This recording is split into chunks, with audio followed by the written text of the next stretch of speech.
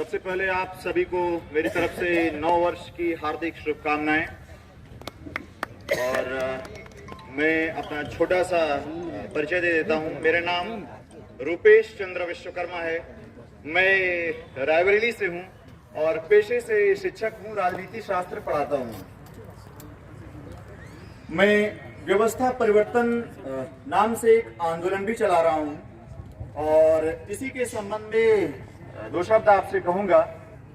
व्यवस्था परिवर्तन आंदोलन का जो बुनियादी विचार है वो ये कि हिंदुस्तान की सारी समस्याओं का जो कारण है वह मौजूदा व्यवस्था है।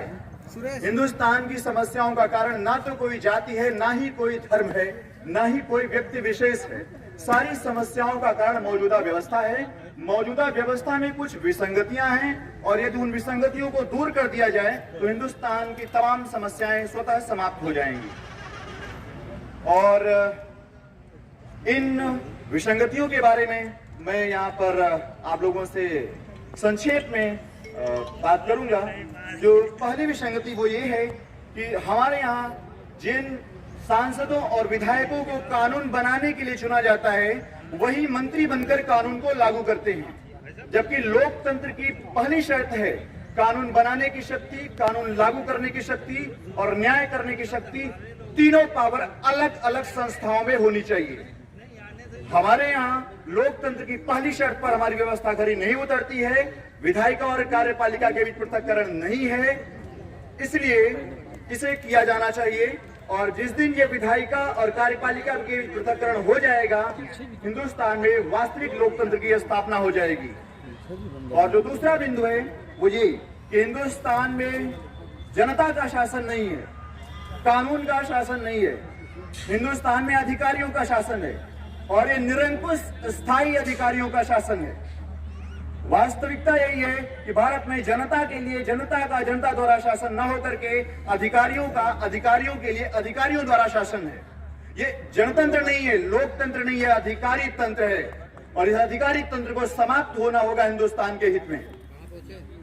मेरे बंधुओं, मेरे भाइयों, आप जानते हैं कि हिंदुस्तान में जो जिम्मेदारी होती है काम करने की वो जनप्रतिनिधि की होती है, लेकिन अधिकार जनप्रतिनिधि के पास नहीं होता है, निरंकुश स्थायी अफसरों के पास होता है। इन अफसरों के ऊपर कोई अंकुश नहीं होता है, जिसकी वजह से हमारे यहाँ जो उत्तरदायित्व और अधिकार में विषय सारी समस्याएं हैं। तो इस निरंकुश स्थायी अफसरशाही को समाप्त होना होगा। और जो तीसरा करना है वो ये कि हिंदुस्तान में न्यायाधीशों का चुनाव की व्यवस्था करनी होगी। आप जानते हैं सुप्रीम कोर्ट, हाई कोर्ट में न्यायाधीशों की नियुक्ति की एक व्यवस्था है, कोलेजियम सिस्टम। 5 लोग मिल करके किसी को भी कर लेते हैं, कोई पारदर्शिता नहीं, कोई जवाबदेही नहीं है। और लोकतंत्र में पारदर्शिता और जवाबदेही बहुत आवश्यक होती है। और आप जानते हैं कि जो निचली अदालतें हैं उसमें जो न्यायाधीशों की नियुक्ति की व्यवस्था है वो एक रटंत क्षमता पर आधारित पीसीएस जे उसको पास करके 25, 26, 27, 28 साल के नवयुवक न्यायाधीश बन जाते हैं। और कितनी विडंबना है, उन्हीं के सामने न्याय प्रक्रिया में माहिर अनुभवी वकील जो उम्रदराज होते हैं वो पैरवी कर रहे होते हैं। आप जानते हैं न्यायाधीशों और वकीलों के बीच लगातार संघर्ष भी चलता रहता है।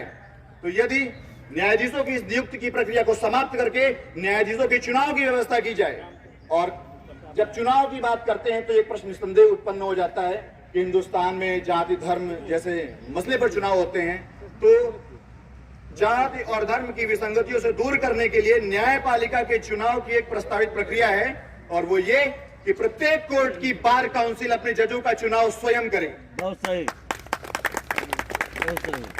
इससे होगा ये कि न्यायपालिका में जो न्यायाधीश और जज ये आपके वकील होते हैं इनके बीच संघर्ष समाप्त हो जाएगा और अनुभवी वकील जो होंगे वह न्यायाधीश बनेंगे, जिससे जो आप जानते हैं कि वर्तमान में न्यायपालिका में 3 करोड़ केस लंबित पड़े हैं। कारण कोई जवाबदेही नहीं है, नियुक्ति में कोई पारदर्शिता नहीं है।